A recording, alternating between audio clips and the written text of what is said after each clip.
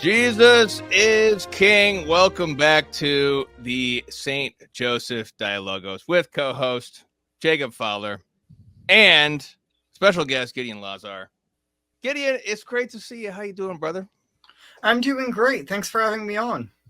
Yeah, welcome, bro. Gideon, I haven't talked to you in a while. So Gideon and I were chatting. I can't remember about what. And he said he had some thoughts about the recognize and resist, had some critical remarks to say. So I said, hey, let's have a podcast again. I think last time we did a podcast, Gideon, was like we were going through the Torah. And that was so much fun to do with you.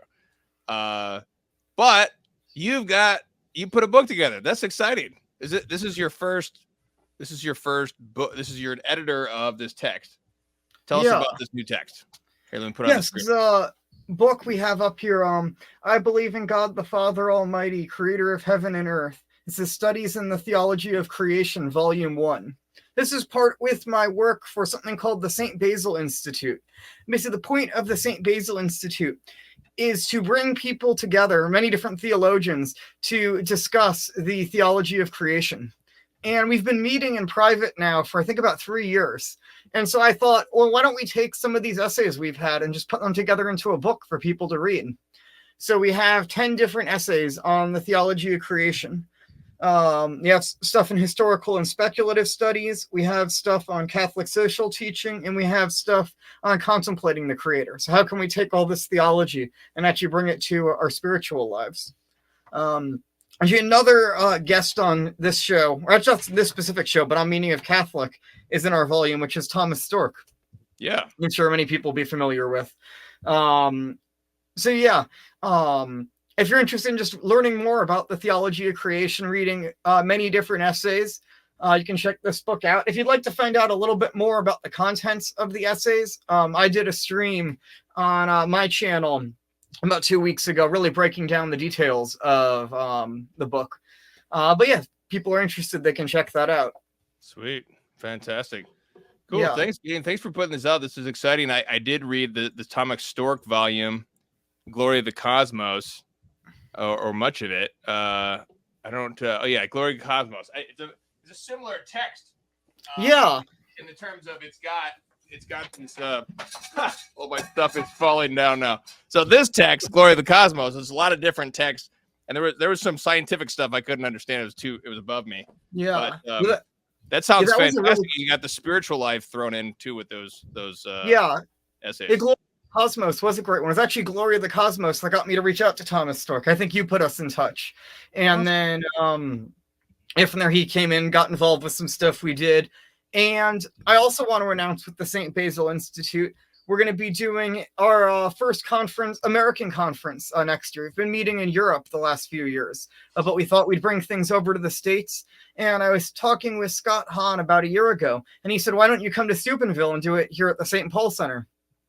So it'll be at the St. Paul Center next year on June 6th to 7th, 2025. Probably June 8th as well. We're talking about adding a retreat. But for right now, the conference part will actually be June 6th and 7th.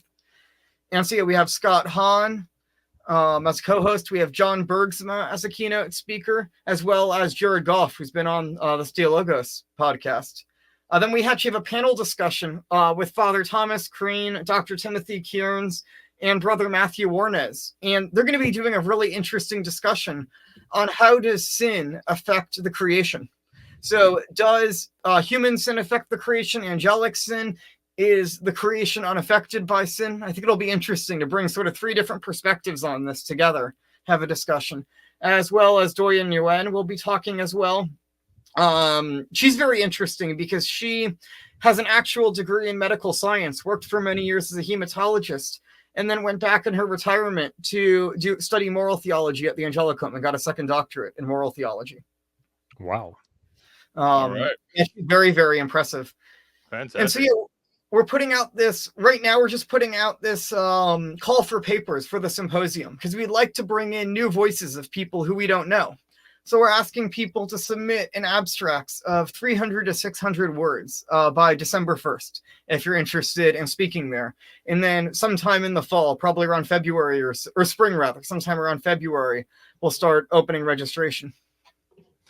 Sweet. That's very exciting. I don't know how many. I was in Steubenville for the first time. It was actually I was a year ago, and the St. Paul Center was just being constructed. So this is exciting. It must be one of their first events like this. So this is we were actually going to be their first event because we were going to do it this year in April, and then we decided to push it back a year because we couldn't get enough people in time. Cool. So we unfortunately missed out on being their first event. We almost got it. Well, very, very exciting.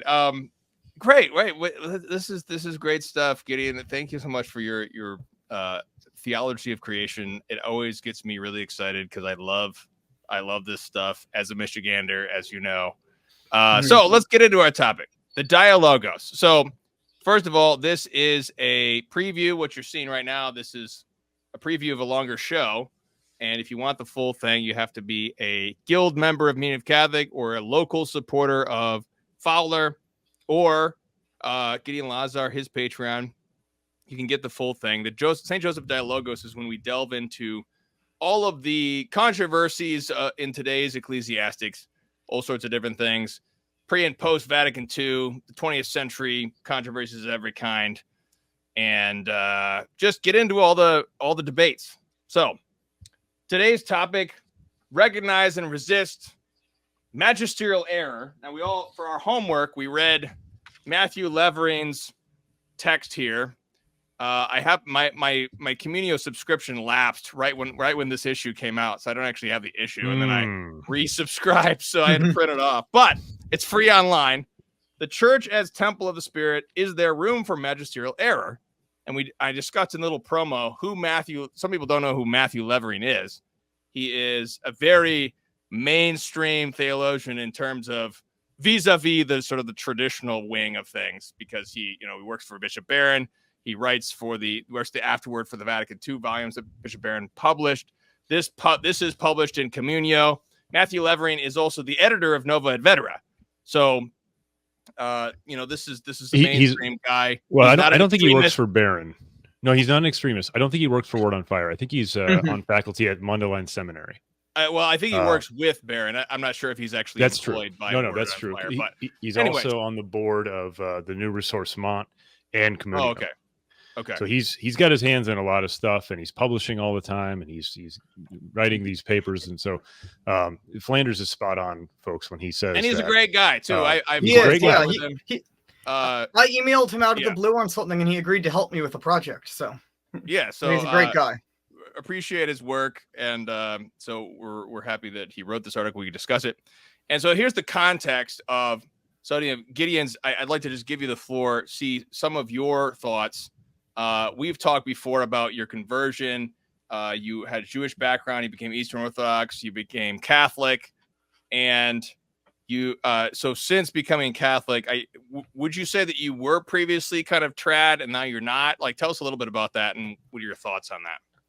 Yeah, so I guess it depends what you mean by trad, right? Because I tend to think of myself as like pretty traditional in generally my approaches to the study of theology. I'm pretty much most disciplines of theology. But my general concern with certain positions you'll get, often labeled as sort of recognize and resist positions, is that I think it ends up undermining fundamentally the church as a teaching authority, where we begin to then set ourselves above the church, and we only accept then the teachings of the church insofar as they conform to our private judgments. I do think some people go too far, right, where they'll treat like a random interview Pope Francis did as though it's now completely infallible and you can't question it.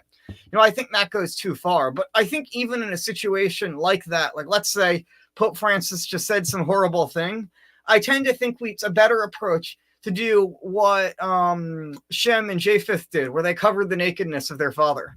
I think there's a big issue nowadays where we disagree in the slightest bit with some authority over us, and instead of saying, all right, I disagree, but I'll remain quiet, or I'll go to them privately and correct if I can, maybe I can't, or maybe I could say very humbly, here's where I have a slight concern. Instead, we go around and we start creating all sorts of issues, throwing names about Pope Francis and stuff. And I guess I just generally have an attitude with this general approach. I think it treats the papacy and the hierarchy of the church like we treat American politics. No, I think there's a whole issue actually in how we treat politicians as well in America. I think that is what cultivates this attitude that we think we're above authorities set over us. And so we think we can act like this towards authorities over us. But I think it's especially problematic when we're now bringing it into the realm of the church. Accusing maybe a pope of being a tyrant or things like that. And I think there's plenty of places, right, there I can say, if I was the pope, I would not have acted the way Francis did in this situation or that situation. I would not have said this or that thing, or I would not be so focused on this issue.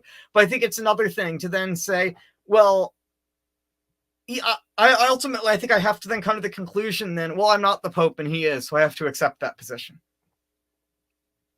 Yeah, would you? One person, I agree with what you're saying. At the spirit of the way I've described it is that our obligations of piety never cease. The commandment of the fourth commandment, honor thy father and mother, never ceases. Even if our father is abusive or wrong or something, we still have to be pious towards him, as you said, appealing to him as a father. He never ceases to be our father. But my DRE at my parish once said to me, he said, we can't harden our hearts towards our father. And that's maybe, is that kind of, would you agree with that kind of a way to say that? What do you think about that? Yeah, I think that's the case. Right? We ought to act in docility towards the church. That doesn't mean we can never say, we never have a concern or anything like that. I think there's very many legitimate concerns with what's going on in the hierarchy nowadays.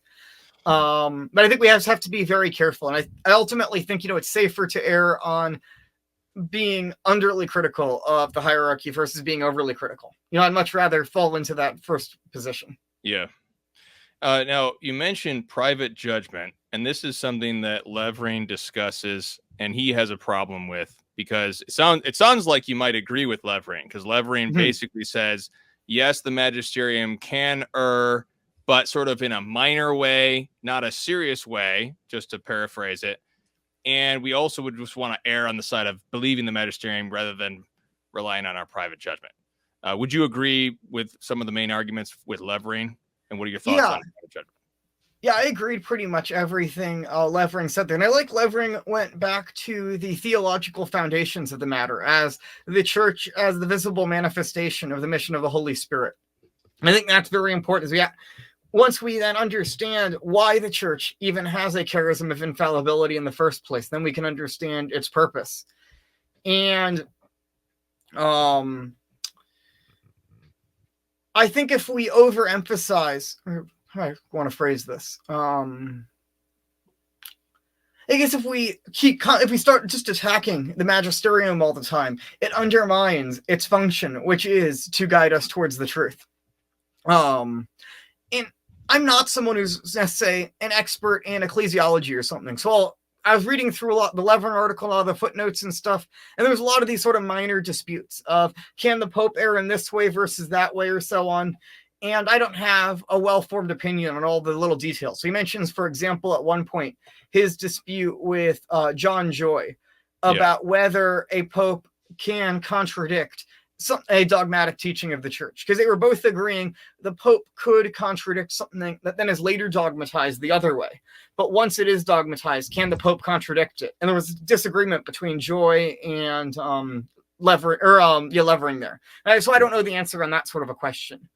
But I think Levering is very well placed, for example, in his critique of Peter Kwasniewski. So I want to preface this with I have not read Kwasniewski's books. So I know he has a lot more detailed explanations of his views there, but I have seen quite a lot of his posts on social media where I'm very concerned with how he talks about Pope Francis on Twitter, for example, where I see him quite a bit, where he's regularly throwing names out at Pope Francis, declaring that Pope Francis is a heretic and so on. And I think that is very concerning, right? I think if John Joy's position is correct, that it would have to be in such a way that the Pope erred unintentionally in contradicting the magisterium. I think that's how we would, if his position is correct, that's how we would have to take it. And I think not to interrupt, but let me provide a little bit of context for Joy's position is so far as I can glean it from Levering's article. Mm-hmm. So in footnote 59, I will have some responsorial remarks in defense of Kwasniewski later. But go ahead, Fowler. Well, if you got the article and you're reading along, whether now or later, page 29, footnote 59, Levering says, to this extent, my view concurs with that of John Joy, where Joy says that a pope can err when teaching non-infallibly about a doctrine that has not been infallibly taught. Levering goes on to say that he does not think a pope can teach in a weighty but non-infallible magisterial document